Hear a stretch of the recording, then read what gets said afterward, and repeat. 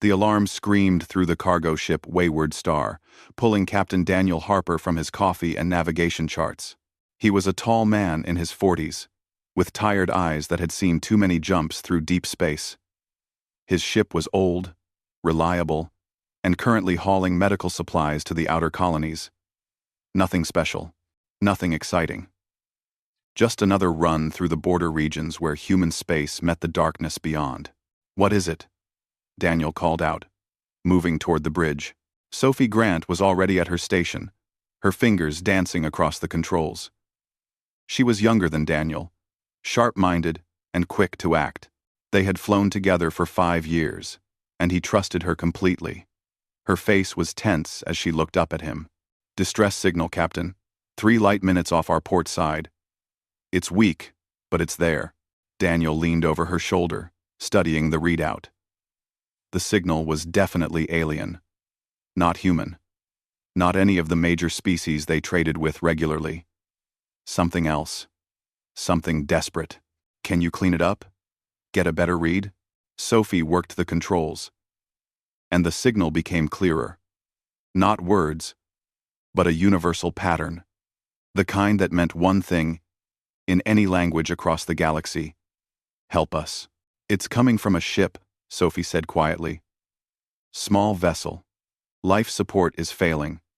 I'm reading multiple life signs, but they're fading fast." Daniel straightened up and looked out at the stars beyond their viewport. They were in dangerous space here. The Crithian Empire had been expanding for decades, pushing into territories that didn't belong to them. Human ships that got too curious sometimes didn't come back. The smart thing would be to log the signal and keep moving. Let someone else handle it. Someone with guns and military training. But Daniel had never been good at doing the smart thing when people needed help. "Change course. Take us to them." Sophie turned in her chair. "Daniel, the Crithians patrol this area. If we stop here, if we get involved in something—" "I know."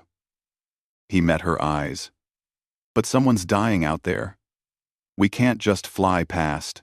Sophie held his gaze for a moment, then nodded. "All right. Changing course now. We'll reach them in 20 minutes. Daniel went to the ship's intercom and pressed the button.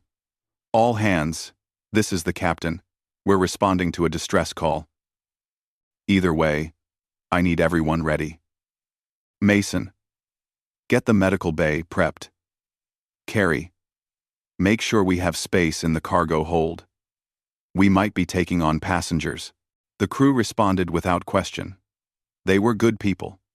The kind who had signed up for merchant runs because they believed in helping the colonies, in doing something that mattered. Daniel had chosen them carefully over the years. As the Wayward Star approached the coordinates, the alien ship finally appeared on their screens. It was small, barely larger than a shuttle. The hull was scarred and burned in places. Atmosphere was venting from a crack along its side. Whoever they were, they didn't have much time left. "I'm trying to hail them," Sophie said. No response. Their communications might be down. Daniel studied the ship carefully. It wasn't Crithian. The design was different. Rounder. Almost organic looking. He had never seen anything like it before. "Bring us alongside. Carefully. I want an airlock seal if we can manage it." Sophie guided the Wayward Star with expert precision, matching speed and rotation with the dying vessel. The two ships kissed together with a soft clang that echoed through the hull. Daniel was already moving, heading for the airlock with 3 crew members behind him. They wore emergency suits. Just in case. The airlock cycled open, and Daniel stepped through into darkness. Emergency lights flickered weakly inside the alien ship. The air was thin and tasted strange. He activated his helmet lamp and moved forward. The corridor was narrow and curved strangely. Everything was built for bodies different from human ones. Shorter, maybe. Wider. Daniel moved carefully, his crew spreading out behind him. Then he saw them. They were huddled in what looked like a common area. About 40 of them, pressed together for warmth as their ship died around them. They were small, barely reaching Daniel's chest. Their skin was a pale blue-gray, and their eyes were large and dark. Children clung to adults. The adults looked at Daniel with expressions that transcended species. Fear and desperate hope mixed together. One of them stepped forward, old, moving carefully. The others seemed to defer to him. He raised one hand in what might have been a greeting or a plea. His mouth moved, but no sound came that Daniel could understand. Sophie appeared at Daniel's shoulder. She had brought the portable translator, a device that could learn and interpret most languages given time. She activated it and held it toward the old alien. The device clicked and hummed, processing. Then a voice came through, mechanical, but clear. "Please, help us. Children, save the children." Daniel felt something tighten in his chest. He had heard pleas before, had seen desperate people. But something about the way this old being said, those words hit him harder than he expected. "We'll help you," Daniel said, speaking toward the translator so it could convert his words. "All of you. We have a ship. We can take you somewhere safe." The old alien seemed to understand. He turned to the others and spoke rapidly in his own language.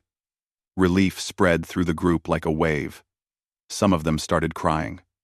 The sound was almost human. Sophie was already working, scanning the group with her medical reader. She looked at Daniel, and her expression made his heart sink. "There's more," she said quietly. "A lot more. This is just one compartment. I'm reading life signs throughout the ship. Easily 200 individuals." Daniel felt the weight of that number. The wayward star could carry maybe 60 people comfortably. 70 if they packed in tight. 80 if they really pushed it and didn't care about safety regulations. But 200? That was impossible.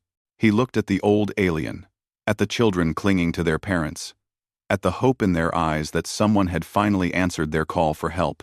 "Get everyone," Daniel said. "I don't care how we do it. Strip the cargo hold. Use the crew quarters. We'll make it work." "Daniel," Sophie said carefully, "even if we push every limit, we can't take everyone. The ship can't support that many. Life support would fail. We'd all die." The old alien was watching them. Daniel could tell he understood what they were discussing. The translator had probably learned enough to convert their words. The hope in those dark eyes began to dim. Daniel thought about his ship, his crew, his responsibility to keep them safe. Then he thought about these people dying alone in the dark while he flew away with half of them. The idea made him sick.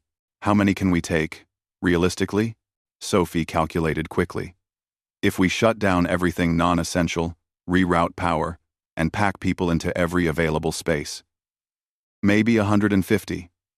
Maybe. And that's pushing it to the point where we might not make it back to human space ourselves." Daniel looked at the old alien again. "Tell them we can take 150. They need to choose who comes," Sophie translated. The old alien listened, then spoke. The translator converted his words. "We choose children first, then those who are young and strong, those who can rebuild, those who can remember." "And you?" Daniel asked. The old alien smiled. It was a sad expression, but genuine. "I am Elder Vren. I have lived long. I will stay with those who remain. We will give you time to escape. Stay." Daniel didn't understand. "We'll come back for you. Once we get the others to safety, we'll return." Vren shook his head slowly. "The Crithians hunt us. They have for years. They destroyed our worlds, killed our people, erased our culture. We ran, but they followed. They are close now. If you take the children and go quickly, you might escape. If you wait, if you try to save us all, the Crithians will find us. Everyone will die." Daniel felt cold. "We are Kalari. We were a peaceful species. Scholars, artists. We had 12 worlds once. Now we have this dying ship and each other. The Crithians wanted our resources. When we would not submit, they decided to remove us entirely. Vren's voice was calm, as if he was discussing the weather rather than genocide. We are the last. These children are all that remains of the Kellery people. Sophie was working her scanner, checking outside the ship. Her face went pale. Daniel, I'm picking up drive signatures. Big ones. 3 ships, maybe 4. Crithian design. They're still distant, but they're heading this way. They must have detected our engines. Daniel's mind raced. They had maybe 30 minutes before those ships arrived. Not enough time to evacuate everyone. Barely enough time to get the lucky ones aboard and run.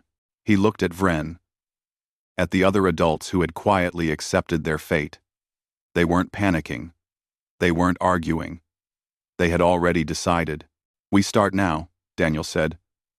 Children first, like you said. Then as many others as we can fit. Move fast. The next 20 minutes were chaos. Daniel's crew worked like they had never worked before, guiding Kellery through the airlock, directing them to every available space on the wayward star. The cargo hold filled up. The crew quarters filled up. Even the bridge had Kellery sitting in corners, holding children. Vren organized his people with quiet efficiency. The young ones went first. Then, pregnant mothers. Then, those who carried important knowledge or skills. Each person who crossed into the wayward star turned back to look at those who remained. Some cried. Some touched hands one last time. But no one argued. They understood what was happening. Daniel counted as they came through. 100, 120, 140. Every additional person made the ship more crowded, pushed life support further past its limits. But still, they came. At 147, Sophie grabbed his arm. That's it. We can't take any more. We're already over capacity. Life support is screaming at me. Daniel looked back into the Kellery ship. At least 50 people still remained. Vren stood among them, calm and steady. A young Kellery child, maybe 6 or 7 years old, pressed against the airlock. She was staring at an elderly Kellery on the other side. Family, Daniel realized. Grandfather and granddaughter. The child's name was Mira. She had been one of the last to cross over, pulled away from Vren by her mother. Now she pressed her small hands against the airlock window, and Vren pressed his hands against the other side. They stayed like that for a long moment. Vren spoke, and the translator converted his words for everyone to hear. Remember us, little Mira. Remember who we were. Remember our stories, our songs, our worlds. As long as you remember, we are not truly gone. Mira was crying. Grandfather, please, come with us. I cannot, small one. But you can. You will. Live for all of us. Live and remember. Sophie was at the controls. Daniel, those Crithian ships are close. 5 minutes, maybe less. We need to go now. Daniel looked at Vren. I'm sorry. Vren smiled again. You gave our children a future. That is everything. Thank you, human. Your kindness will not be forgotten. Neither will yours, Daniel said quietly. He hit the button, and the airlock sealed. Through the window, he watched Vren step back into the shadows of his dying ship. The other Kellery who remained gathered around him. They weren't afraid. They had made their choice. The wayward star disengaged from the Kellery ship and began to accelerate away. On the bridge, Sophie pushed the engines as hard as they would go. The Crithian ships appeared on sensors, massive and powerful.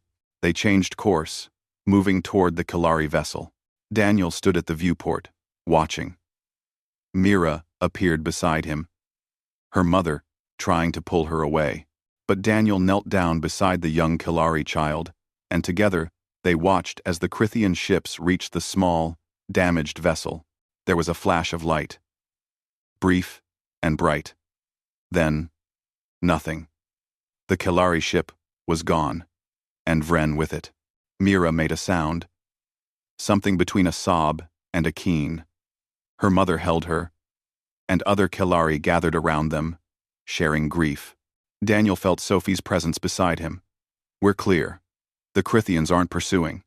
I think they got what they wanted. They murdered them," Daniel said quietly. "They hunted these people across space and murdered them for the crime of existing. We saved 147, Sophie reminded him. "That's something." Daniel looked at Mira, still staring out at the empty space where her grandfather had died. He knelt beside her again.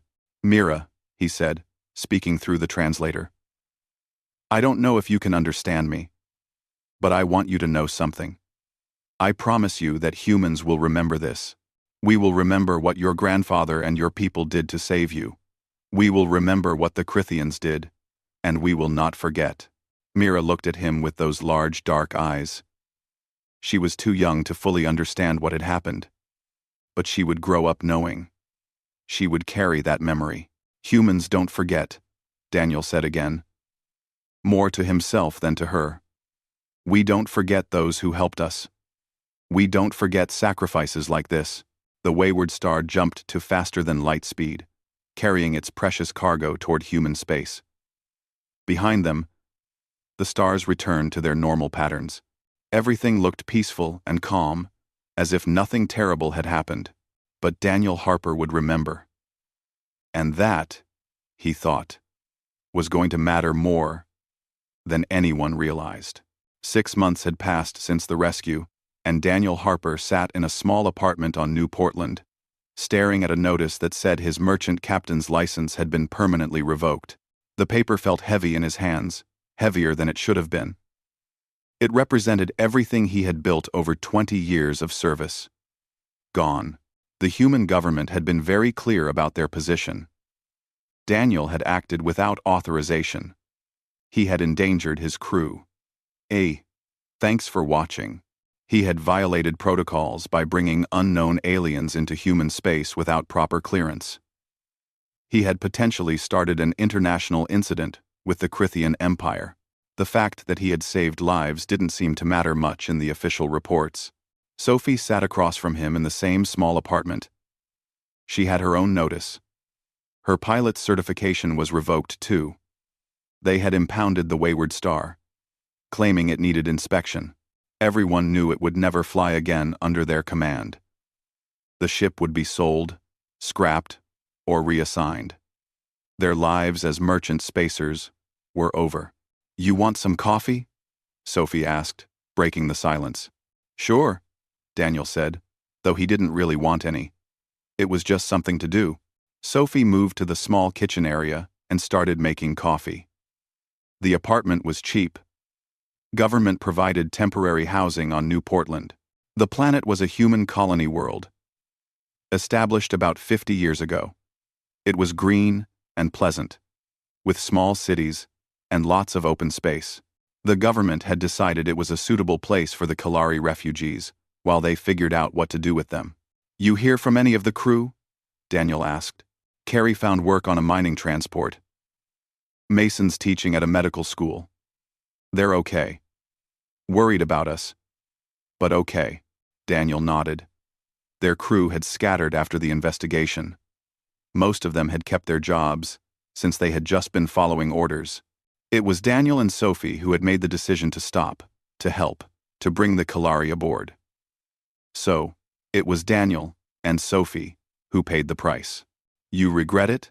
Sophie asked, bringing 2 cups of coffee back to the table. Daniel thought about that. Did he regret saving those people? Did he regret watching Vren die knowing he could have done things differently? The honest answer was complicated. "No," he said finally. "But I wish it hadn't cost everyone so much." Sophie nodded and sipped her coffee. Outside the window, New Portland's sun was setting, painting the sky orange and purple. It was beautiful. Daniel wondered if the Kelari had sunsets like this on their worlds before the Crithians destroyed them. There was a knock on the door. Daniel wasn't expecting anyone. He opened it to find Patricia Cole standing in the hallway. She was in her 50s, gray-haired and sharp-eyed. She worked for the refugee settlement program, one of the people managing the Kelari situation. "Captain Harper," she said. "May I come in?"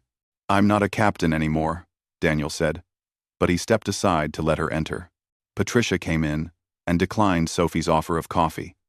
She had a datapad with her and looked tired. Daniel guessed she had been working long hours, trying to help the Kalari adjust to their new situation.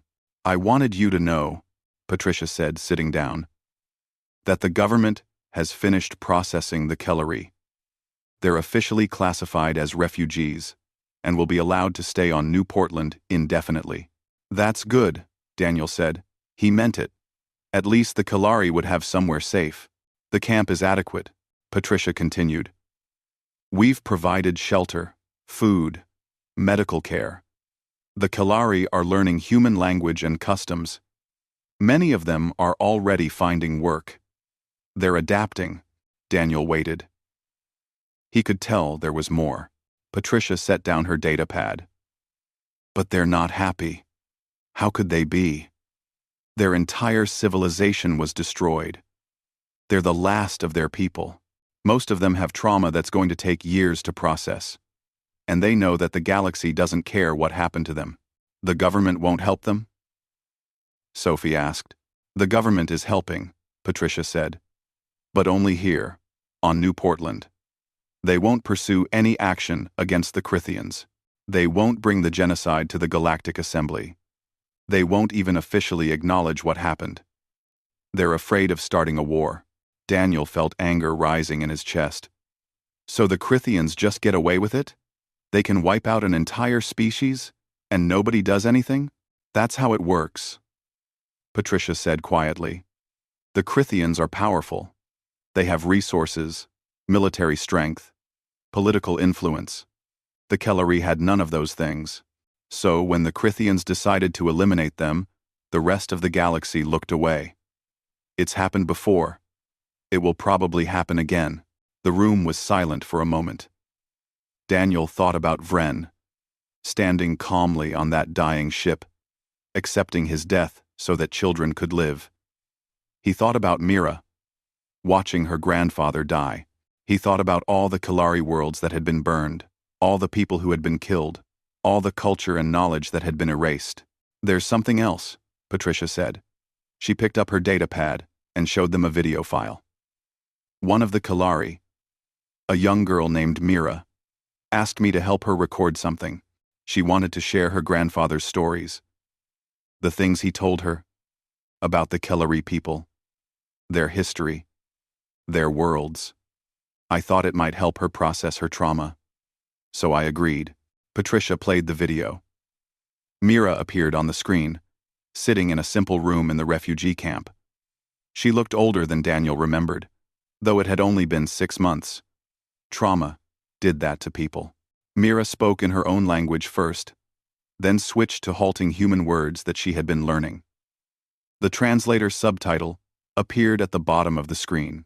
My name is Mira. I am Kalari. My grandfather was Elder Vren, leader of our people. Before he died, he told me stories. He made me promise to remember them, so I will share them with you. The video showed Mira talking about the Kalari worlds, beautiful places with purple skies and silver seas. She talked about their culture, their art, their philosophy. The Kalari had been peaceful people who believed in knowledge and sharing. They had welcomed other species to their worlds, shared their resources, helped anyone who asked. Then Mira talked about the Crithians, how they had come asking for mining rights, how the Kalari had said yes, but asked them to please avoid the sacred sites, how the Crithians had ignored that request, how the disagreement had escalated, how the Crithians had decided that removing the Kalari was easier than negotiating with them. Mira described the attacks. Ships falling from the sky, cities burning. The Kalari had no military, no weapons designed for war. They had tried to run. Planet after planet fell. Millions died. The survivors fled into space, and the Crithians hunted them even there. The video showed Mira crying as she talked, but her voice never wavered. She was determined to tell this story, to make sure someone knew what had happened. At the end, Mira looked directly into the camera. My grandfather died, so I could live. so all the children could live. A human named Daniel Harper saved us when nobody else would. He didn't know us. He gained nothing from helping us. But he stopped his ship and took us aboard and gave us a future. I want everyone to know that. I want everyone to know what humans did for us. And I want everyone to know what the Crithians did to us. The video ended. Daniel sat back in his chair, feeling like someone had punched him in the chest. Patricia was watching him carefully. I uploaded that video to the settlement network, just so the other Kalari could see it, help them process their shared trauma. But then, something interesting happened. A few humans on New Portland saw it. They shared it. Within a week, it had spread to other colonies. Now it's all over human space. Millions of people have watched Mira tell her story. And? Sophie asked. And people are angry, Patricia said. They're asking why the government isn't doing anything. They're asking how the galaxy can let something like this happen. They're asking what it means to be civilized if we allow genocide to go unpunished. Daniel looked out the window again. The sun had set, and stars were appearing in the darkening sky. Somewhere out there, the Crithian Empire continued to exist, unpunished and unopposed. Will it change anything? Daniel asked. Patricia was quiet for a moment. I don't know. The government is still afraid of the Crithians. The Galactic Assembly still doesn't want to get involved. But ordinary people are paying attention now. That has to count for something. After Patricia left, Daniel and Sophie sat in silence for a while. Finally, Sophie spoke. What are you thinking? I'm thinking about what I told Mira on the ship, Daniel said. That humans don't forget. That we would remember what happened. We have remembered, Sophie pointed out. Everyone's seen the video. Everyone knows.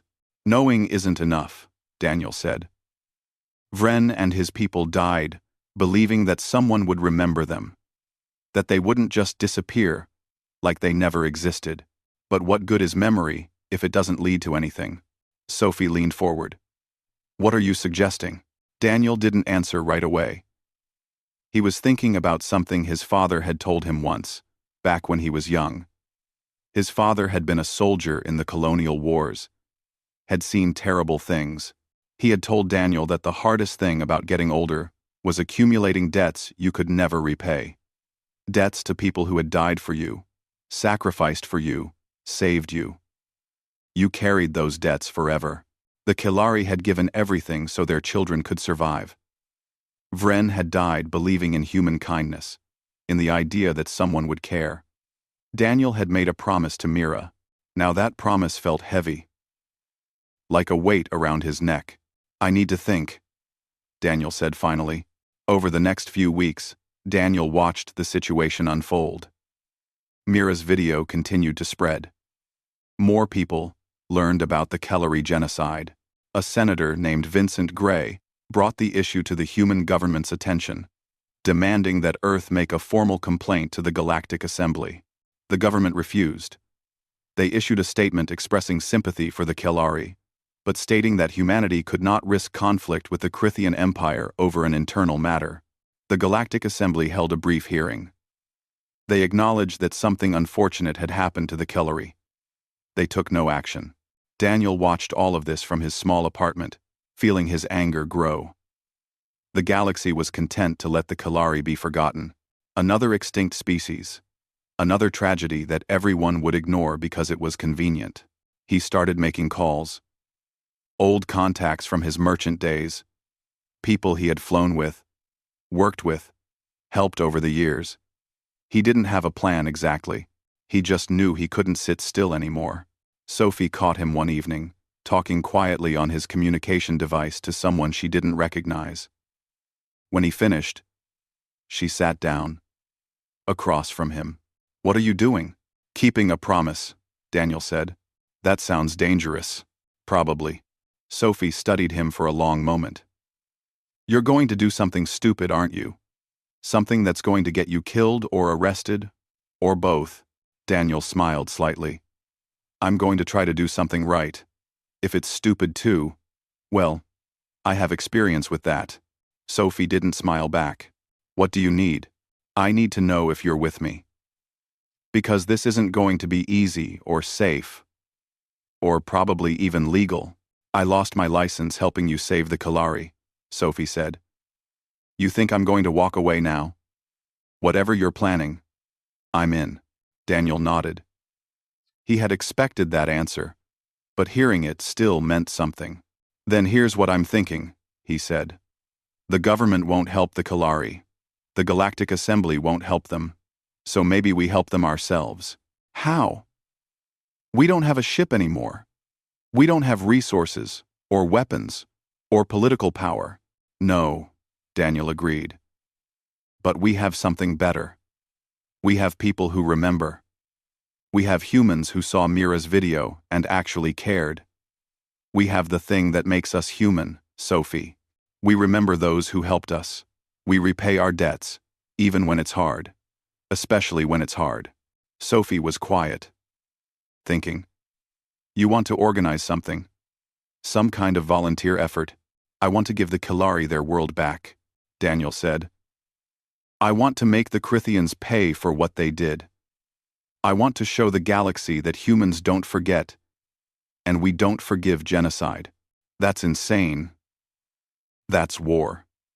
That's... Yes, Daniel said simply. It probably is.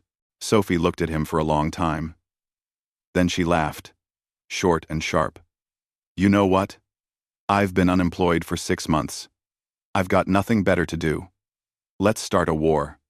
2 days later, Daniel visited the refugee camp for the first time since bringing the Kalari to New Portland. He walked through the rows of temporary housing, seeing Kalari families trying to build new lives from the ashes of their old ones. Children played in communal areas. Adults worked at jobs the humans had found for them. Everyone was polite and grateful for what they had been given, but Daniel could see the sadness in their eyes, the loss. He found Mira sitting outside a small housing unit, reading from a datapad. She was learning to read human languages quickly. She looked up when Daniel approached, and recognition sparked in her dark eyes. Captain Harper, she said in careful human words. You came. I promised I would remember, Daniel said, sitting down beside her. I promised that humans don't forget. You remembered, Mira said. You made everyone remember. I saw what happened. The government. The assembly. They know what happened to us. But they do nothing. I know, Daniel said. And I'm sorry for that. But I want you to know something. Just because the governments won't help doesn't mean humans won't help. We're going to do something about what happened to your people. Mira looked at him carefully. I'm going to keep my promise, Daniel said. I'm going to make sure the Krithians pay for what they did, and I'm going to try to give you back your world. Mira's eyes widened. Kalari Prime? But it is occupied. The Krithians control it. You cannot fight them. Ground. Maybe not alone, Daniel admitted. But I think I can find others who feel the same way I do. Humans who believe that genocide should not go unpunished. Who believe that when someone sacrifices everything for children to live, that sacrifice should mean something. Mira was quiet for a moment. Then she reached out and took Daniel's hand. Her fingers were small and cool against his skin. My grandfather believed in humans, she said softly. He died believing someone would remember us. Please do not let him be wrong. I won't, Daniel promised. Humans don't forget those who helped. And we're about to show the galaxy what that really means. As Daniel left the camp that evening, he felt something shift inside him. The guilt and anger and helplessness that had been weighing on him for months began to transform into something else. Purpose. Direction. A promise that needed keeping. He had told Mira that humans don't forget. Now, it was time to prove it. And if the galaxy didn't like what came next, that was their problem. The message started spreading quietly through human space that night. Just a few words, passed from one person to another. From merchants to colonists to soldiers, to anyone who had seen Mira's video and felt something stir in their chest. Humans don't forget, and we're going to remember the Kilari in a way the Krithians will never forget. 1 year after the rescue, something impossible was happening in orbit around New Portland. Ships were arriving. Not one or two, but dozens. Then hundreds. They came from every corner of human space, answering a call that governments had refused to make. Daniel stood in a repurposed warehouse that had become their coordination center, watching the tracking screens show each new arrival. Merchant vessels, private yachts, mining ships, colonial transports, even some military vessels that were technically retired but still flew perfectly well. Each one crewed by volunteers who had decided that what happened to the Kilari mattered. Sophie was at a communication console, trying to organize the chaos. Every ship that arrived needed assignment, coordination, supplies. It was a logistics nightmare, and they were making it up as they went along. Another 50 ships just jumped in, she called out to Daniel. This is getting ridiculous. We're going to run out of orbital space soon. That's a good problem to have, Daniel said. A man walked into the warehouse, and everyone stopped what they were doing. He was old, maybe in his 70s, with white hair and a face weathered by decades of space travel. He wore a simple jacket, but Daniel recognized the medals pinned to it. Military service. The colonial wars. Battles that had become legend. This was Admiral Frank Stone, and he was famous. A hero to millions of humans who remembered the early days of humanity's expansion into space. He had retired 10 years ago and disappeared from public life. Nobody expected to see him again. Is this where you're organizing the madness? Frank asked, his voice rough but strong. Daniel found his voice. Admiral Stone, I didn't think you would come. You think I was going to sit at home while you kids tried to run a military operation? Frank looked around the warehouse, taking in the scattered organization. The volunteers, working on outdated computers. The general sense of controlled chaos. This is a mess. But it's a good mess. How many ships do you have? Last count was 280, Sophie said. More arriving every hour. Frank whistled low. That's more than I expected. What are they armed with? Mining lasers, mostly, Daniel admitted. Some pulse weapons from merchant defense systems. A few actual military-grade weapons from the retired ships. Nothing compared to what the Krithians have. No. Frank agreed. But numbers count for something. And more importantly, motivation counts. These people came here because they chose to. They believe in what you're doing. That makes them worth 10 times their number in conscripted soldiers. Will you help us? Daniel asked. Frank looked at him steadily. Son, I came out of retirement and flew 3 weeks to get here. Of course I'm going to help you. Someone needs to turn this collection of angry civilians into something resembling a fleet. Might as well be me. .com. Over the next weeks, Frank took control of the tactical organization. He was brilliant at it, taking the scattered volunteer ships and organizing them into something that resembled a military force. He assigned positions, created communication protocols, organized supply lines. The chaos started to take shape, but it wasn't just military planning. Frank understood something important. These weren't soldiers. They were people who had seen injustice and decided to act. He treated them with respect, listened to their ideas, made them feel like they were part of something meaningful. Because they were. Daniel spent his time moving between ships, talking to captains and crews. Each one had a story about why they came. Some had seen Mira's video and couldn't stop thinking about it. Some had lost people they loved and understood the Kilari's pain.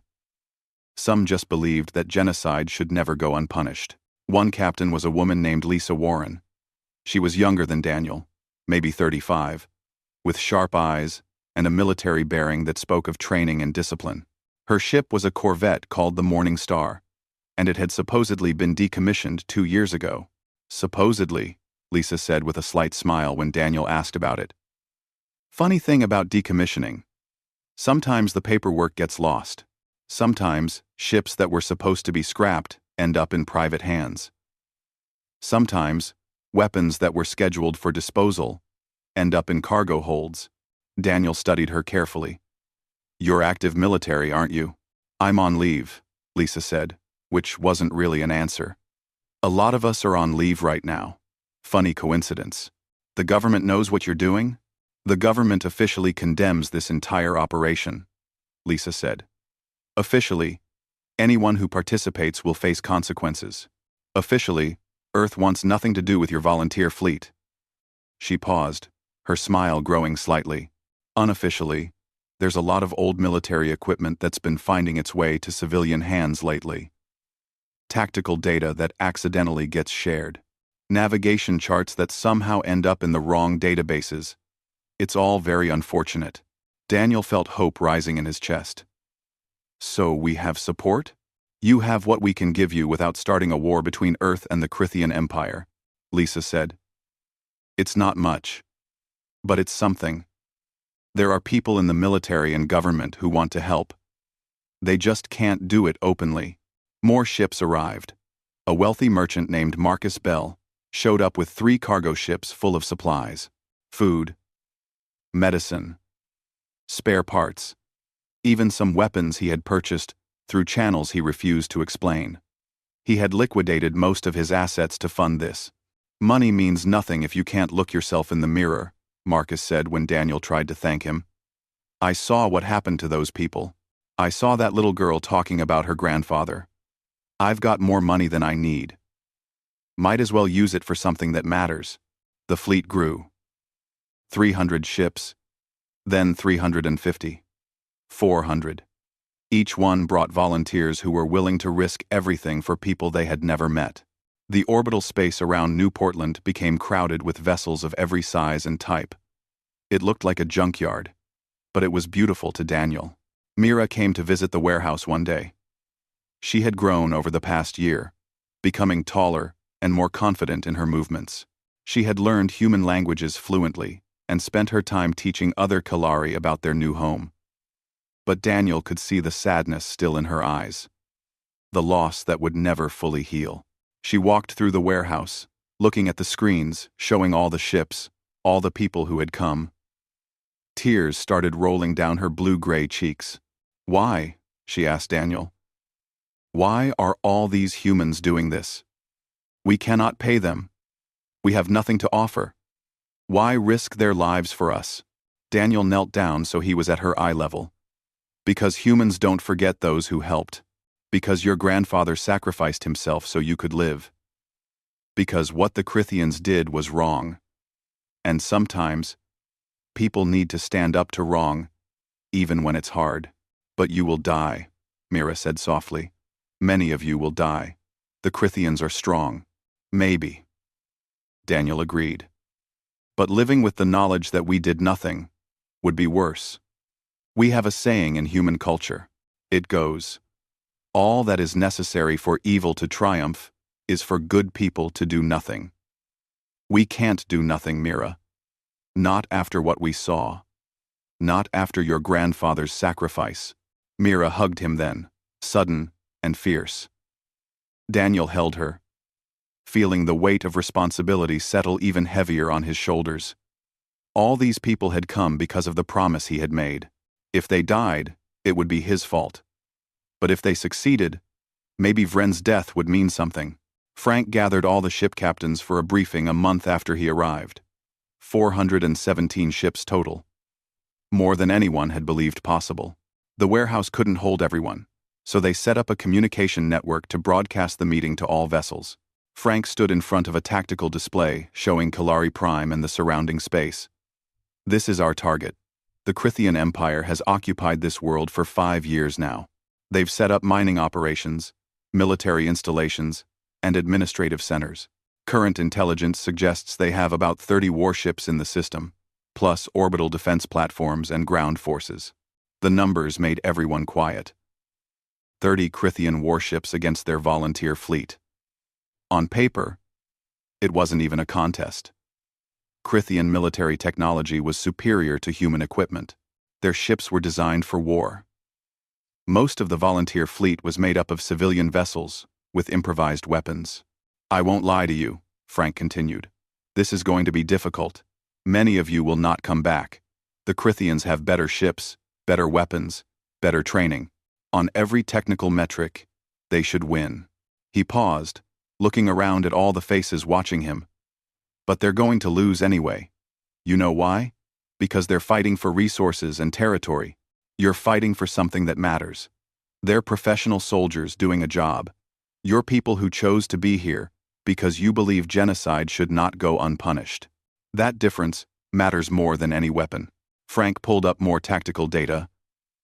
"The Crithians don't expect anyone to challenge them here. They've gotten comfortable. That gives us an advantage.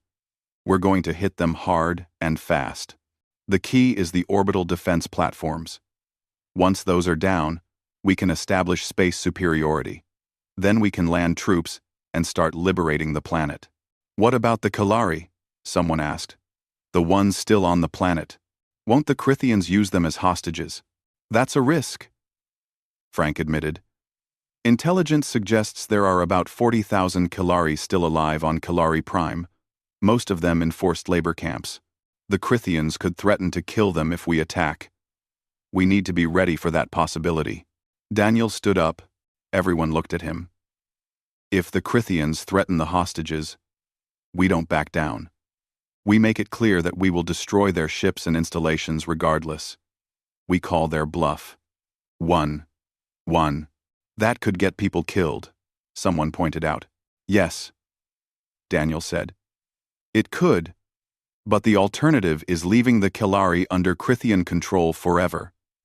Living as slaves, having their culture erased, dying slowly in camps. The Kalari who are still alive on that planet would rather die fighting for their freedom than live as prisoners. Trust me. I've talked to enough of them to know." Frank nodded slowly. "Harper's right. This isn't a hostage rescue. This is a liberation. We go in committed to seeing it through, whatever it takes. Anyone who's not comfortable with that should leave now. No shame in it." Nobody left. "Good," Frank said. "Then let's talk about how we're going to win this." The planning took weeks. Frank organized the fleet into groups based on their capabilities. The fastest ships would hit first, drawing out the Crithian vessels. The armed merchant ships would target the defense platforms. The troop transports, protected by whatever military vessels they had, would land Marines and volunteers on the surface to free the labor camps. Sophie worked on communication systems, making sure all the ships could coordinate during the chaos of battle. Marcus Bell organized supplies and medical facilities. Lisa Warren quietly provided tactical data on Crithian ship designs and weapons systems, information that officially didn't exist but somehow kept appearing in their databases. Mira asked to come with them. Daniel tried to say no, but she was insistent. "It is my world," she said. "My people. I should be there." "You're too young," Daniel argued. "It's too dangerous. I watched my grandfather die so I could live," Mira said, her voice harder than any child's should be. "I carried his stories for a year, making sure people remembered. Now you are going to fight for my world, and you want me to stay behind? No. I will not hide, while others risk their lives for my people." Daniel looked at Frank, who just shrugged. The girl has a point. And honestly, having her aboard will remind everyone what we're fighting for. Sometimes symbols matter. So Mira joined them, assigned to the flagship where Frank and Daniel would coordinate the battle. She stood on the bridge as the fleet made final preparations, watching through the viewports as hundreds of ships organized into their attack formations. "Are you afraid?" "Yes," Mira said, honestly. "But my grandfather was afraid too. At the end, he did what needed to be done anyway. That is what brave means," he told me. "Not the absence of fear, but acting despite it." Daniel smiled slightly. "Your grandfather was a wise man. He believed in humans," Mira said. He died believing someone would remember us and care. Now all of this is happening because of that belief. I hope he can see it somehow. I hope he knows he was right." End quote. "We have not Heim." End quote. End quote. End quote. The day came for departure. 417 ships prepared to jump to faster-than-light speed, heading toward Kalari Prime and whatever waited for them there. It was the largest volunteer fleet in human history, gathered for a cause that governments had refused to support. Frank gave the order, and the fleet jumped. Stars stretched and blurred as they entered FTL travel. In a few days, they would reach Kalari Prime. They would face the Krithian Empire in battle. Many would die. But as Daniel watched the determination on the faces of his crew, the volunteers who had given up everything to be here, he felt something he hadn't felt in a long time. Hope. Humans don't forget those who helped. And they were about to prove it, in a way the galaxy would never forget. The fleet traveled through the darkness between stars, heading toward a battle that would change everything. On the flagship, Mira stood at a viewport and pressed her hand against the glass, just like she had done a year ago when she watched her grandfather die. "I remember, grandfather," she whispered. "And I brought friends. So many friends. The humans remembered us, just like you believed they would." Behind her, 417 ships full of volunteers followed them into the unknown. An impossible fleet, assembled by belief and determination, and the simple idea that some things were worth fighting for.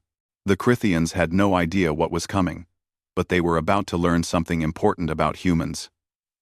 They were about to learn that human gratitude could indeed shatter worlds. The fleet emerged from faster-than-light travel at the edge of the Kalari Prime system, and alarms immediately started screaming across every ship. The Krithian Orbital Defense Network had detected them instantly. 417 human ships appearing out of nowhere was not something you could hide.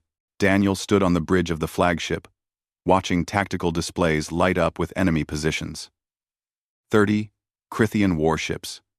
Just like intelligence had said, 5 orbital defense platforms around Kalari Prime itself, bristling with weapons. Thousands of smaller defense drones. It looked overwhelming. All ships. "This is Admiral Stone." Frank's voice came over the fleet-wide channel, calm and steady despite the situation. "Execute approach pattern Alpha. Fast ships, you're up first. Draw them out. Everyone else, hold formation and wait for my signal." 50 of the fastest ships in the fleet broke away, accelerating toward the Krithian positions. These were the scouts, the light merchants, the ships that could run fast and dodge well. Their job was simple. Be annoying enough that the Krithians had to respond. The Krithian warships reacted exactly as Frank had predicted. They broke formation. A dozen of them moving to intercept the approaching human ships. They probably thought this was the whole attack, just some foolish humans in light vessels. They were wrong. "Now," Frank said quietly, the rest of the fleet engaged their drives. All 367 remaining ships moving together in a coordinated assault. The Krithians suddenly realized this wasn't a raid.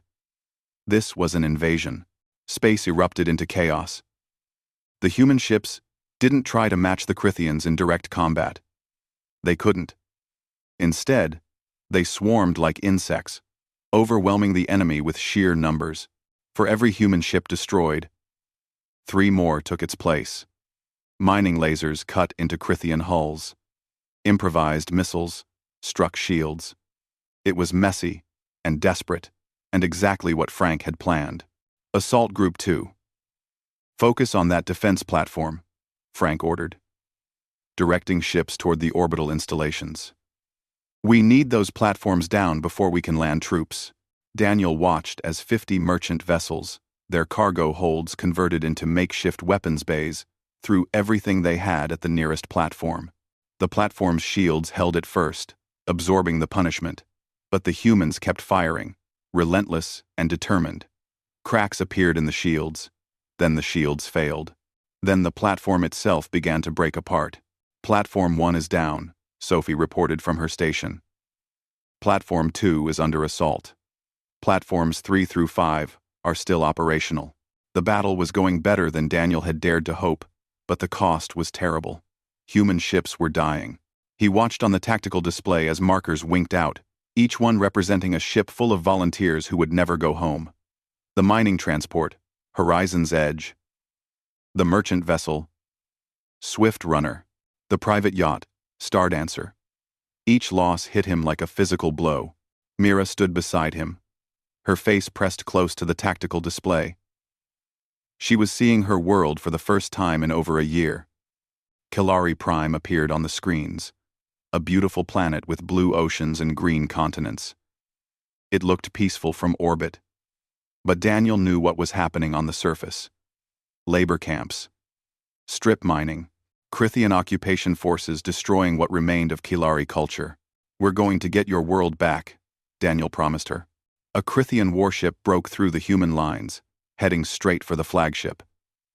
It was massive, easily 3 times the size of any human vessel. Its weapons charged up, preparing to fire. "Evasive maneuvers," Frank ordered calmly. The flagship turned, trying to avoid the attack. But they were too slow, too big, too unwieldy. The Crithian ship fired, and the world exploded into light and sound. The flagship's shields absorbed most of it, but the impact sent everyone sprawling. Daniel pulled himself up, ears ringing. The bridge was damaged, sparking consoles and flickering lights. Mira was on the floor, and he helped her stand. She was shaken, but unhurt. "Shields down to 30%, Sophie called out.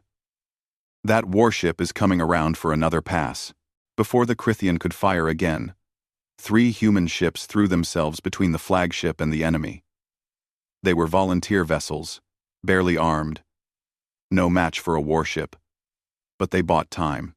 The Crithian ship fired, and all 3 human vessels were destroyed in seconds. Daniel felt sick. Those people had just died to protect him and Mira. He didn't even know their names. "Platform 2 is down," someone reported. "Platform 3 is taking heavy damage. All ships, concentrate fire on that warship," Frank ordered, his voice hard now. "Bring it down." 20 human ships turned their weapons on the Crithian warship that had killed their comrades. Mining lasers, pulse weapons, improvised missiles, everything they had. The warship's shields held at first, but the sustained fire was too much. The shields collapsed. The hull began to rupture. Then the warship exploded, a bright flower of destruction in the darkness. The battle continued for hours. It was brutal and chaotic, and nothing like the clean military engagements from history books. This was desperation and determination, smashing against professional military force. Humans died by the hundreds. But they kept coming, wave after wave, refusing to give up. By the time the last orbital platform fell, the human fleet had lost over 100 ships, but the Crithians had lost more. Their warships were destroyed or fleeing. The orbital space around Kilari Prime belonged to the humans now. "Landing forces, you're clear," Frank announced. 50 transport ships, protected by armed escorts, began their descent toward Kilari Prime. Daniel, Mira, Sophie, and a team of Marines were on one of the first transports. They had a specific target: the largest labor camp on the planet, where intelligence suggested 20,000 Kilari were imprisoned. The transport shook as it entered atmosphere, heat building up around the hull. Through the viewport, Daniel could see the surface of Kilari Prime coming closer. Mountains and forests and rivers, just like Mira's grandfather had described. But also, the scars of Crithian occupation. Mining operations that tore open the earth, military installations built over what had once been Kilari cities. They landed hard in a field outside the labor camp. The back ramp dropped, and Daniel led his team out into Kilari Prime's air for the first time. It smelled different from human worlds, somehow sweeter. The gravity was slightly lighter. The sky was a deeper blue, but there was no time to appreciate it. The labor camp was a kilometer away, surrounded by high walls and guard towers. Crithian soldiers would already be responding to the landing. "Move fast," Daniel ordered. "We need to reach those prisoners before the Crithians can hurt them." The team ran across the field, weapons ready. The camp's main gate was sealed, massive doors designed to keep prisoners in. A human soldier named Kyle Jensen, who had been a Marine before volunteering, set explosive charges on the hinges. "Fire in the hole," Kyle called out, and everyone took cover. The explosion was enormous, blowing the gates inward. The team rushed through the smoke and debris, entering the camp. What they saw made Daniel's stomach turn. The Kalari prisoners were thin, barely more than skeletons. They wore ragged clothing and had scars from years of forced labor. They stared at the humans with expressions of confusion and fear, not understanding what was happening. Mira pushed past Daniel, running into the camp. She started speaking in her own language, rapid and urgent. The Kalari prisoners heard her voice, and something changed in their faces. Hope. Disbelief. The beginning of understanding. "Tell them we're here to free them," Daniel said. "Tell them the humans came back," Mira translated, her voice carrying across the camp. The effect was immediate. Kalari started emerging from the barracks buildings. Hundreds of them. Then, thousands. They moved slowly, cautiously, afraid this might be a trick. Gunfire erupted from the guard towers. Crithian soldiers, trying to regain control. Kyle and his Marines returned fire, taking down the guards with precise shots. More explosions rocked the camp as other human teams breached additional sections. A Crithian officer appeared, shouting orders in his own harsh language. He was large and heavily armed, clearly someone important. He grabbed a young Kalari child, holding a weapon to the child's head. The meaning was clear even without translation. "Stop, or the child dies." Daniel felt time slow down. This was the hostage situation Frank had warned about. The moment where everything could fall apart. He could order his team to stand down, try to negotiate. That might save this one child. But it would doom everyone else in the camp. Mira stepped forward, speaking in the Crithian language. Daniel didn't know she had learned it. But her words were clear and cold. "You destroyed our worlds. You killed our people. You tried to erase us from existence. And now humans have come to stop you. You can kill that child, but you cannot stop what is happening. Your occupation is over. Your time on our world is finished. Release the child or die. Those are your only choices." The Crithian officer stared at her, this small Kalari child speaking with absolute authority.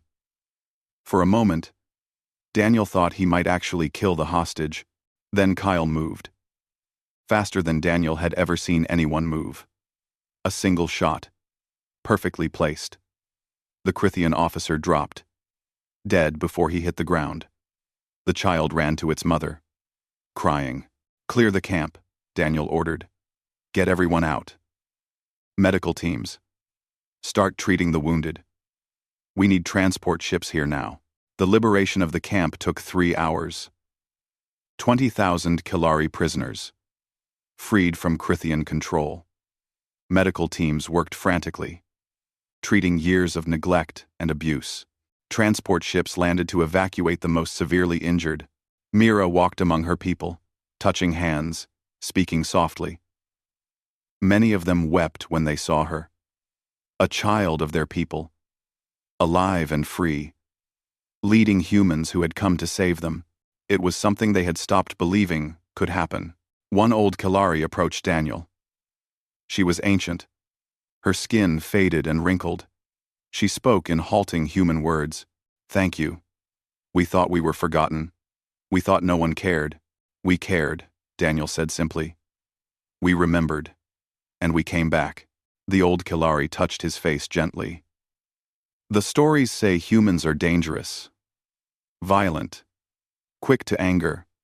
But I see now why you are dangerous. Not because you seek violence, but because you refuse to forget. You refuse to let evil win. That is the most dangerous thing of all to those who do evil." Similar scenes played out across Kellery Prime. Human forces liberated labor camp after labor camp. Kyle led Marines against Crithian military installations, fighting building by building. The Crithian ground forces were better trained and better equipped, but they were overwhelmed by human determination and numbers. The Crithian commander, a general named Thax, sent a message after 2 days of fighting. His face appeared on screens across the human fleet, cold and angry. "This is General Thax of the Crithian Empire. You have committed acts of war against sovereign Crithian territory. We demand you cease hostilities immediately and surrender your forces. If you do not comply, we will execute all remaining Kalari prisoners." Frank's response was broadcast on all channels, so everyone could hear. "This is Admiral Frank Stone of the Human Volunteer Fleet. This world belongs to the Kalari people. You are the invaders here, not us. You committed genocide against the Kalari people. You enslaved the survivors. You tried to erase an entire civilization, and now you threaten to murder hostages because you're losing." Frank paused, letting his words sink in. "Here's our counteroffer. Surrender now, and we will take you prisoner. Resist further, and we will treat you as the war criminals you are. Those are your only choices. You have 1 hour to decide." Thax's face twisted with anger. "You are making a terrible mistake. The Crithian Empire will not forget this." Mira stepped forward, moving into view of the camera. Her voice was clear and strong as she spoke. "You tried to make us forget who we were. You tried to erase us from existence. You failed. Humans remembered when everyone else forgot. And now, the galaxy will remember what you did here. They will remember that humans crossed the stars to stop you. They will remember that genocide has consequences." The transmission ended. For an hour, everyone waited. The fighting stopped as both sides paused, wondering what would happen next.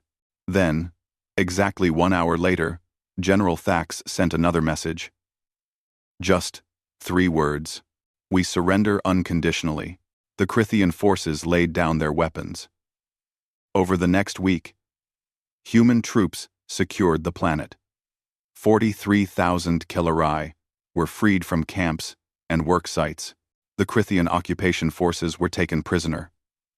The strip mines were shut down. Slowly, carefully, Kalari Prime returned to its rightful owners. Mira stood on a hillside overlooking what had once been the Kalari capital city. It was in ruins, destroyed by years of Crithian occupation. But it was home. Her grandfather had lived here once, walked these streets, taught in these buildings. Now it was scarred and broken, but it was theirs again. Daniel stood beside her, watching the sunset. The sky turned brilliant colors, orange and purple and gold. It was beautiful. "My grandfather told me about the sunsets here," Mira said quietly. "He said they were the most beautiful in the galaxy. I used to think he was exaggerating, but he was right." "We did it," Daniel said. "We got your world back." "You lost so many people," Mira said. "Over 200 ships. Thousands of humans died to free us. They chose to come," Daniel reminded her. "Every single one volunteered. They believed in what we were doing."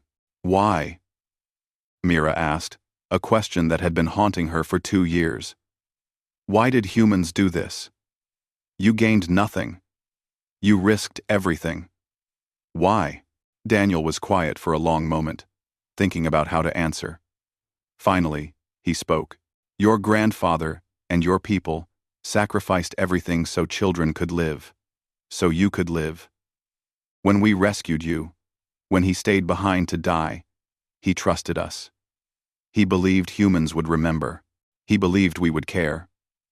That trust, that sacrifice, it meant something to us. We couldn't let it be for nothing."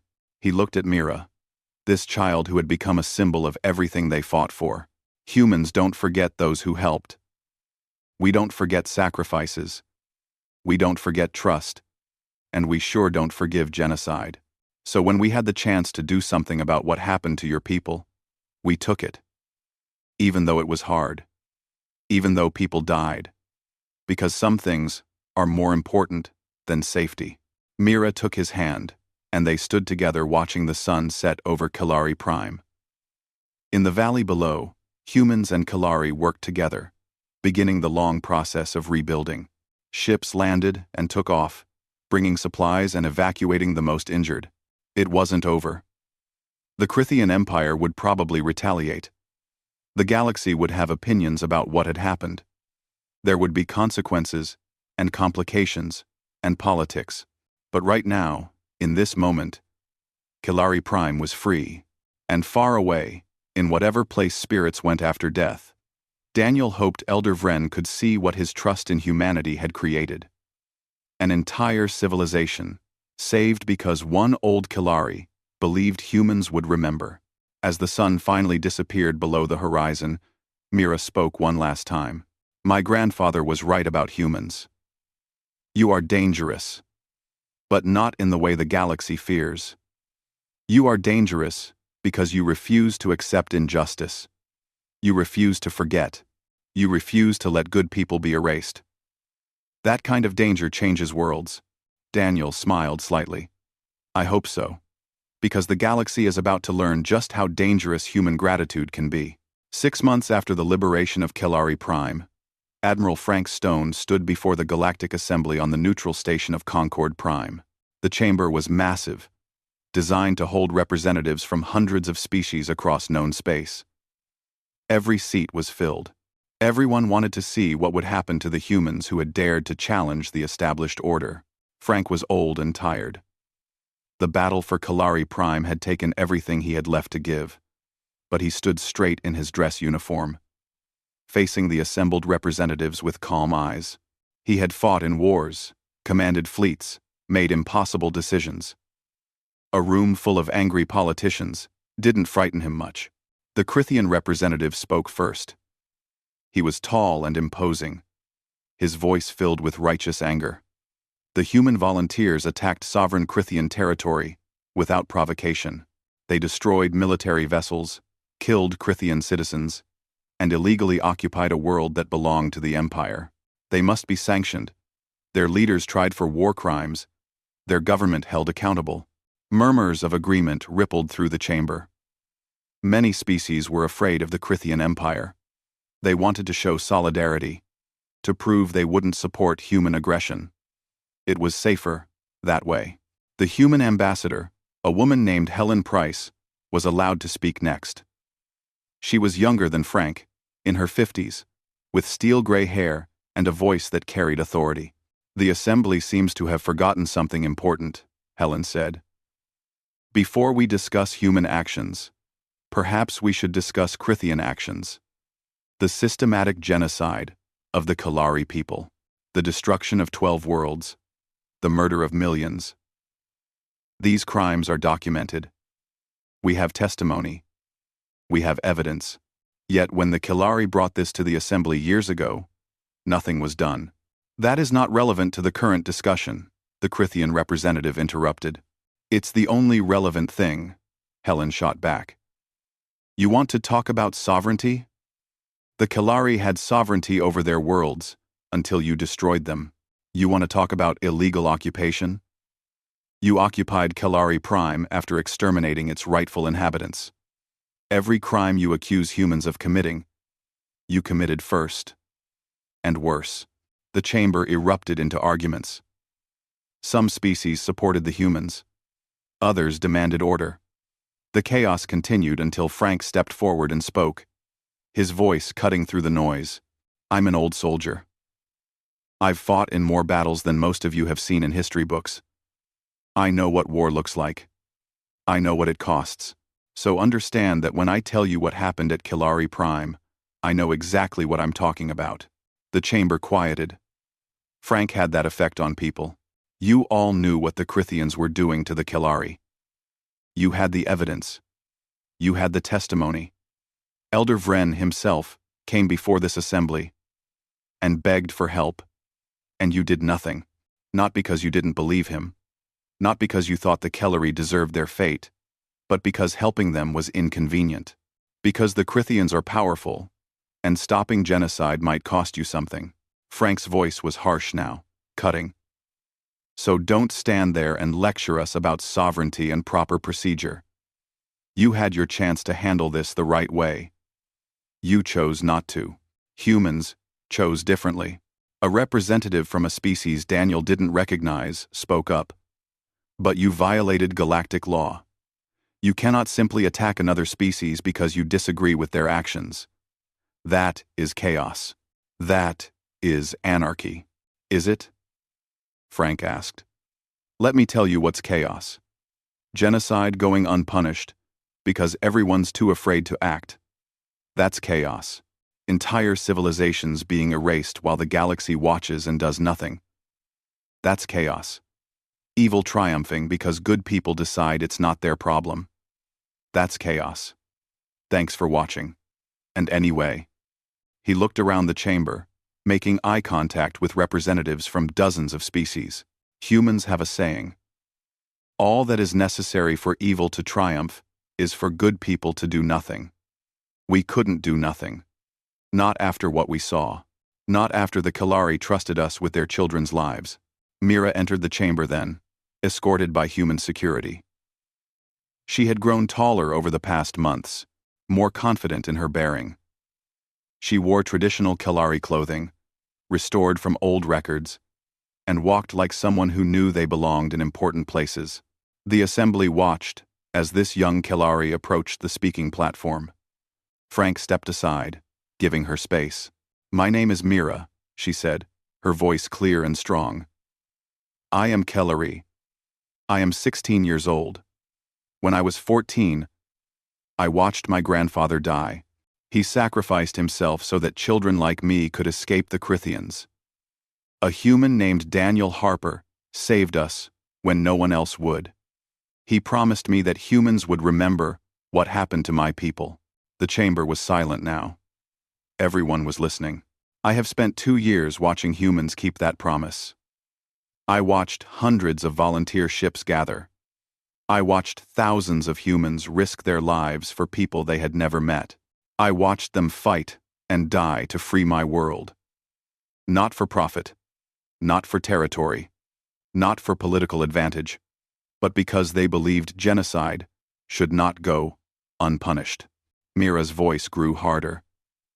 You ask why humans did this. I will tell you.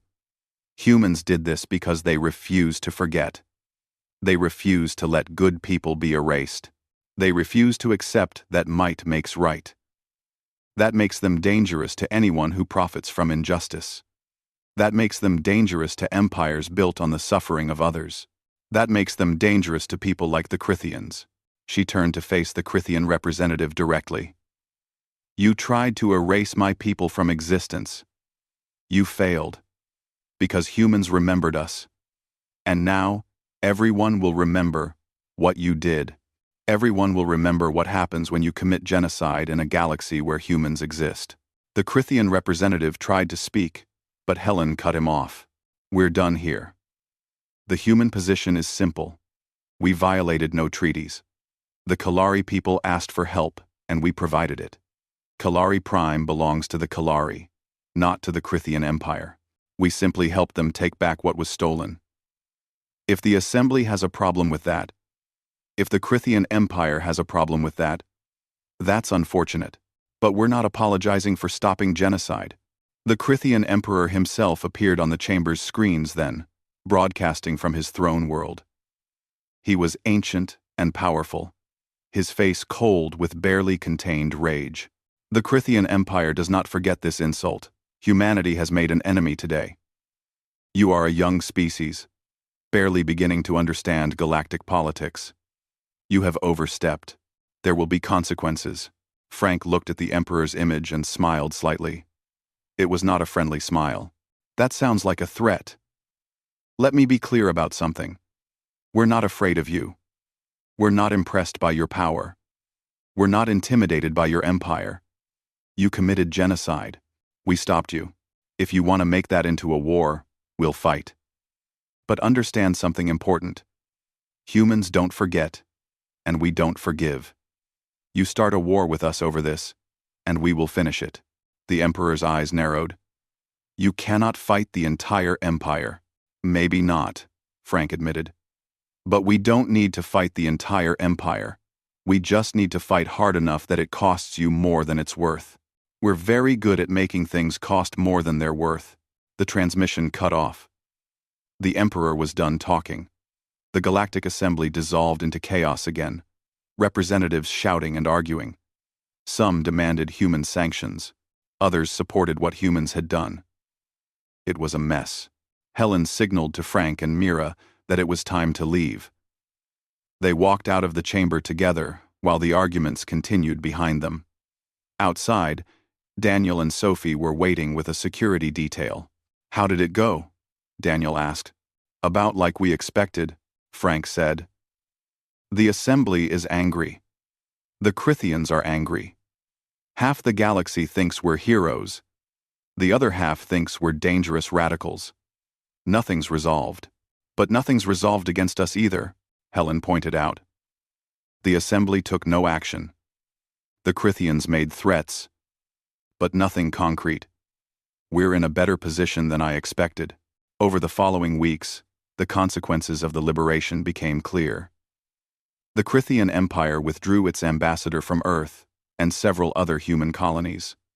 Trade agreements were suspended. There were threats of military action that never quite materialized into actual attacks. But something else happened too. 17 different species, small civilizations without much power or influence, quietly sent representatives to meet with human diplomats. They all had similar stories: oppression, stolen worlds, ongoing genocides that the galaxy chose to ignore because it was convenient. They all asked the same question. Would humans remember them too? Daniel sat in a meeting room on New Portland with representatives from 3 of these species. One was barely humanoid, more like a collection of tentacles in a pressure suit. Another was insectoid, with compound eyes and clicking speech. The third was vaguely reptilian. All of them looked desperate. We cannot promise military intervention, Helen was explaining. What happened with the Kellery was unprecedented. We can't launch volunteer fleets every time there's injustice in the galaxy. But you did it once, the tentacled representative said through a translator. You showed it was possible. You showed that someone would stand up to powerful empires when they commit atrocities. That means something to people like us. That gives us hope. Daniel thought about that. Hope. Such a simple thing, but also the most powerful force in the galaxy. The Kellery had been hopeless, accepting death as inevitable. Then humans had shown up and proved that sometimes hope was justified. We'll help where we can, Daniel said. We'll document your situations. We'll bring them to the Assembly. We'll put pressure on your oppressors through trade and diplomacy. And if things get bad enough, if genocide becomes imminent, we'll consider more direct action. You would do that for us? The insectoid representative asked. Even though we have nothing to offer you? The Kellery had nothing to offer either, Sophie pointed out. That didn't matter. The meetings continued. More species approached. More stories of injustice and oppression. Daniel started to understand something. The liberation of Kellery Prime had changed the galaxy's calculations. Before, powerful species could do whatever they wanted to weaker ones because no one would intervene. Now there was uncertainty. Now there was the possibility that humans might show up and make things complicated. On Kellery Prime itself, reconstruction continued. The ruins of the capital city were being rebuilt, carefully restored using old designs and records. The labor camps were demolished. The strip mines were being reclaimed by nature. Slowly, painfully, the Kellery world was healing. 43,000 Kellery lived on the planet now, joined by the 147 who had been rescued 2 years earlier. It wasn't enough to fully repopulate a world, but it was a start. Children were being born. The Kellery language was being taught. Their art and music and philosophy were being recovered from whatever records survived. Mira dedicated a monument in the rebuilt capital. It stood in what had once been the central plaza, a tall spire of white stone that caught the light. Carved into the stone were names: every Kalari who had died in the genocide, every human volunteer who had died in the liberation, both species honored together. At the base of the monument was an inscription in both Kalari and human languages. They helped us when we had nothing to offer in return. We remembered when the galaxy forgot. This is what it means to be human. Not our weapons, not our ships, but our refusal to let good people be erased from existence. We remember. We will always remember. Daniel attended the dedication ceremony. So did Frank, Helen, Sophie, and hundreds of others who had been part of the volunteer fleet. Thousands of Kellery came too, filling the plaza. Mira spoke to the assembled crowd. My grandfather died believing that someone would remember the Kalari people. He was right. Humans remembered. They crossed the stars to save us. They fought and died for people they barely knew. They gave us back our world and our future. She paused, looking at Daniel. But this monument is not just about the past. It is also about the future. It is a promise. The Kalari will remember what humans did for us, and if ever humans need help, if ever they face injustice or oppression, we will remember. We will stand with them, just as they stood with us. The crowd was silent for a moment. Then, they began to cheer. Kalari and humans together, celebrating not just survival but the bonds they had forged through sacrifice and shared struggle. Later, after the ceremony ended, Daniel walked through the rebuilt streets with Mira. She showed him places her grandfather had told her about. A university, where he had taught. A park where Kalari families had gathered. A library that was being rebuilt from ashes. Do you think he would be proud? Mira asked. My grandfather, do you think he would be proud of what we did? I think he would be amazed, Daniel said. I think he would be grateful. And yes, I think he would be proud. Not just of you, but of everyone who refused to let his sacrifice be meaningless. They reached a hill overlooking the city. The sun was setting again, painting the sky in those brilliant colors that Vren had loved. Mira sat down in the grass, and Daniel sat beside her. What happens now? Mira asked. The Krithians are angry. Other species are watching. Everything has changed. I don't know, Daniel admitted. Maybe nothing changes. Maybe the galaxy goes back to ignoring injustice, because it's convenient. Or maybe things really are different now. Maybe what we did actually matters in the long run. It matters to us, Mira said simply. It matters to the 43,000 Kalari who are alive because humans refuse to forget. That has to count for something. 7. Daniel thought about all the volunteers who had died. The ships that had been destroyed. The people who had given everything for a cause they believed in. Had it been worth it? Would it change anything in the long run? He didn't know. But as he sat on that hillside watching the sunset over Kalari Prime, watching Kalari children play in the streets below, he thought maybe it had been worth it anyway.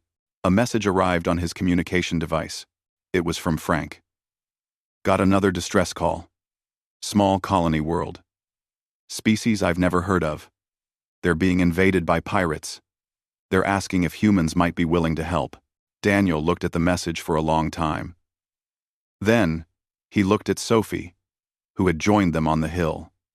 She was reading the same message. Well, Sophie asked, what do you think? Daniel thought about Vren, about the promise he had made to Mira, about all the volunteers who had crossed the stars because they believed some things were worth fighting for, about the simple idea that had started all of this. Humans don't forget those who helped. I think we should look into it, Daniel said. I think we should at least listen to what they have to say. Sophie smiled. That's what I thought you'd say. Mira looked between them. You are going to help them, even though you don't know them? We didn't know the Kalari either when we first rescued you, Daniel pointed out. That worked out pretty well. You are going to do this again. Help every species that needs it? Probably not every species, Daniel admitted. We're not soldiers. We're not a government. We're just people who believe that some things are worth standing up for. But yeah, when we can help, when it really matters, I think we should try. That is very human, Mira said. It sounded like a compliment. The sun finished setting. The stars began to appear in Kelari Prime's sky. Among those stars were worlds where injustice was happening, where powerful beings oppressed weak ones, where genocides were beginning or continuing, where people were dying because the galaxy had decided it wasn't convenient to help them. But now, for the first time, there was something new in the equation. Humans who refused to forget. Humans who remembered promises. Humans whose gratitude and sense of justice could shatter worlds when properly motivated. The Crithians had learned that lesson the hard way. Others would learn it too. In time. Because that was what humans did. They remembered. They kept promises. And they refused to let good people be erased, no matter how inconvenient or dangerous it was to stand up for them. Mira pressed her hand against Daniel's, the way she had done years ago when she first met him. Thank you for remembering us. Thank you for giving us the chance, Daniel replied. Your grandfather trusted humans when he had no reason to. That trust changed everything. They sat together on the hill, watching the stars appear one by one. Somewhere out there, someone was calling for help. Someone needed to know they weren't forgotten. Someone needed to learn that in a galaxy full of injustice, there were still people willing to stand up and say no. And humans, dangerous and stubborn and impossibly determined, would answer that call. Not because they had to, not because they would gain anything from it, but because once you start remembering, once you start refusing to accept injustice, you can't really stop. That was what Elder Vren had understood when he pressed his hands against the airlock and accepted his death. He had understood that humans don't forget. He had believed that his sacrifice would mean something, would change something, would matter. He had been right. And the galaxy was still learning just how right he had been. Humans don't forget those who helped. And their gratitude, their determination, their absolute refusal to let good people be erased from existence, could indeed shatter worlds. The Crithians had learned that. Others would learn it too. And maybe, just maybe, that would make the galaxy a better place. One remembered promise at a time.